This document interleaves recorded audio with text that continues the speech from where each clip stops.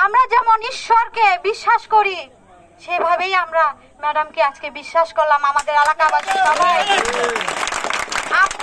Madam আপনার কাছে একটাই দাবি, আমাদের ভুলে যেন না। আমি এই সুযোগ পেয়েছি বলার, আমি বলবোই আমার এলাকার জন্য, আমার মা বোনের জন্য। কারণ ম্যাডাম একটা আপা, সরি আমাকে ক্ষমা করবেন, আপা একজন নারী, উনি বুঝবেন আমাদের কষ্ট। উনি একজন মা, আমাদের সন্তানের কথা উনি বুঝবেন। তাই আমি আমার কথা সবার মাঝে প্রকাশ করেছি।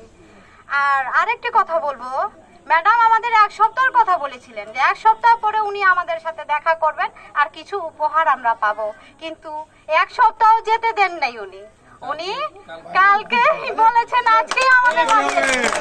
তাই ম্যাডামকে ধন্যবাদ।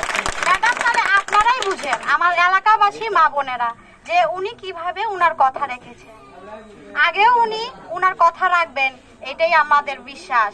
আর এতে বোঝা যায় যে আমাদের সন্তানরা যে কষ্ট করছে, খেতে পারছে না। ম্যাডাম যদি, আপা যদি পাস করেন, অবশ্যই আমাদের ছেলে মেয়ে ভালো স্কুলে পড়বে, ভালো খাবার খাবে, আমরাও কর্ম পাবো, আমরাও চাকরি পাবো। ম্যাডাম আমাদের জন্য অনেক কিছুই করবেন, আমরা আশাবদ্ধ।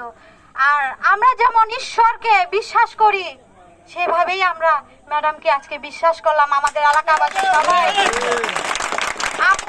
ম্যাডাম আপনার কাছে একটাই দাবি, আমাদের ভুলে যেন না, আমাদের ভুলে যেন না ম্যাডাম। আমরা অনেক দরিদ্র, আপনি একজন ডাক্তার, ডাক্তাররাই কিন্তু অসুস্থ মানুষের শরীরে হাত দেয়, ওরা ঘৃণা করে না।